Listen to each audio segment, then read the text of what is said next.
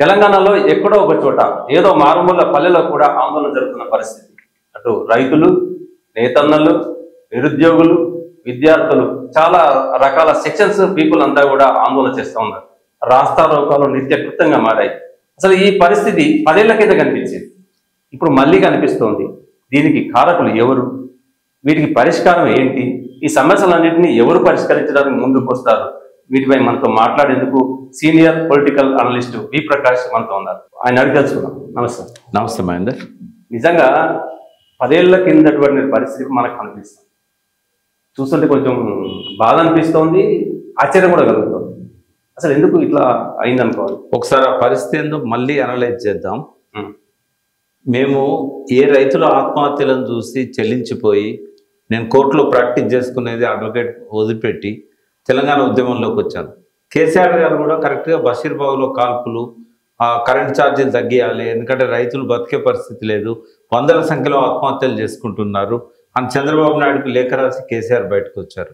అంటే ఏ ఆత్మహత్యల శోకం అయితే ఆనాడు తెలంగాణ నినాదానికి కారణమైందో మళ్ళీ వరుస ఆత్మహత్యలు. ఇవాళ పొద్దున్నే పేపర్ చూస్తే 4 ఆత్మహత్యలు. అంటే ఇట్లాంటి హెడ్డింగ్స్ అన్ని కూడా మనకు తెలంగాణ రాకముందు కనబడేది. రెండవది నేతన్నల ఆత్మహత్యలు. సిరిసిల్ల ఉరిశాలగా మారింది. మేము భిక్షాటన చేసి కేసీఆర్ గారితో సహా 50,000 రూపాయలు కలెక్ట్ చేసి పోచంపల్లిలో నేత కుటుంబాలకు ఇచ్చాం, 4 కుటుంబాలకేమో. అంటే ఇవి రెండే కాకుండా మళ్ళీ హైదరాబాద్ వీధులలో ట్యాంకర్స్ వచ్చినాయి, మళ్ళీ భూగర్భ జలాలు అడగడుతున్నాయి, చెరువులన్నీ ఎండిపోతున్నాయి, అలుగుదునికిన ఎండాకాలంలో కూడా అలుగుదునికిన వాగులన్నీ కూడా ఇవాళ నోరెళ్ళబెట్టి నీళ్ళ కోసం చూస్తున్నాయి. ఇవాళ పొలాలలో పంటలు లేవు, అన్ని మాడిపోయిన క్రాప్స్ ఉన్నాయి. అంటే ఎక్కడ చూసినా కూడా ఈ బాధాకర పరిస్థితులే మళ్ళీ కనబడుతున్నాయి.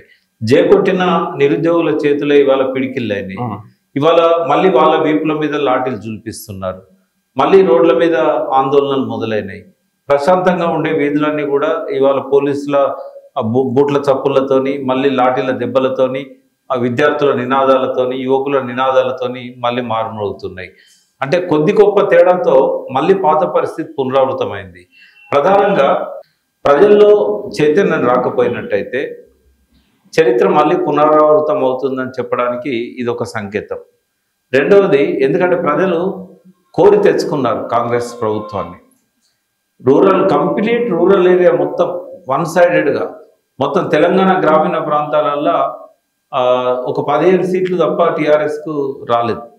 అంటే ప్రభుత్వాన్ని తిరస్కరించారు, 10 ఏళ్ల పాలనను తిరస్కరించారు. కాంగ్రెస్ తనను ఉద్ధరిస్తుందని చెప్పి ఆశపడ్డారు. తెలంగాణ ఇచ్చిన కాంగ్రెస్ కదా, ఒక్కసారి ఓటేసి చూద్దాం అని చెప్పి వేర్వేరు కారణాలు ఉన్నాయి.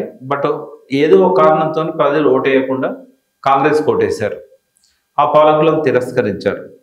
హామీలకు లొంగిపోయినలా, లేకుంటే ఆశలకు లోనైన్లా రేవంత్ రెడ్డి కానీ, అప్పుడు రాహుల్ గాంధీ కానీ, లేదా వారు చెప్పిన అసత్యాలు అబద్ధాలను నమ్మిన్లా, అది ప్రజలకే తెలుసు.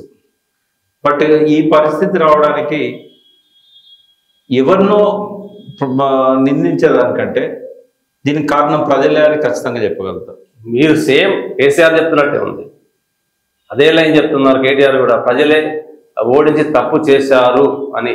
కానీ ఆయన పీరియడ్లో కూడా ఆందోళన జరిగాయి.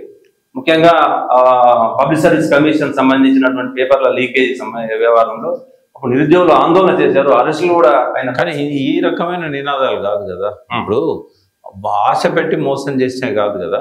అయితే కేసీఆర్ అన్నా నేనన్నా తప్పు ప్రజలదని మళ్ళీ చెప్తున్నా. ఎందుకు చెప్తున్నా అంటే ఇవాళ అర్థం కాకపోయినా కూడా ఇప్పుడు మూల్యం ఎవరు చెల్లించుకుంటారు? తప్పు చేసిన వాళ్ళు చెల్లించుకుంటారు. ఇప్పుడు నష్టపోతున్నది ప్రజలా, కేసీఆర్? ఇప్పుడు నేను జనంలోకి పోయి కడుపులో తలకాయ పెట్టి గదో పట్టుకొని నాకు ఓటేయండి అని అంటే నా నోరు పెగలదు ప్రజలనే అనడానికి. ఉన్నమాట ఉన్నట్టు మాట్లాడాలనుకున్నప్పుడు, సత్యాన్ని నిర్భయంగా చెప్పాలనుకున్నప్పుడు చాలా తక్కువ మాట్లాడుతున్నా ప్రజల గురించి. సిరివెల్ల సీతారామ శాస్త్రి పాట పాడాల్సి వస్తుంది. నేను నిగ్గదీసి అడుగు ఈ సిగ్గులేని జనాన్ని అగ్గితోని కడుగు ఈ సమాజ జీవోత్సవాన్ని, మారదు లోకం మారదు కాలం. నేను కేవలం కాంగ్రెస్ అధికారంలో తెచ్చినందుకే, లేకపోతే టీఆర్ఎస్ను ఓటేసినందుకు అంటలేదు. అబద్ధాలేందో నిజాలేందో, అమలయ్యేటి ఏంటియో అమలు కాని ఏంటియో తెలుసుకోలేని అమాయకత్వం అయితే ఇక మిమ్మల్ని మోసం చేస్తూనే ఉంటారు, మీరు మోసపోతూనే ఉంటారు. అందుకోసం ప్రజలను అంటున్నారు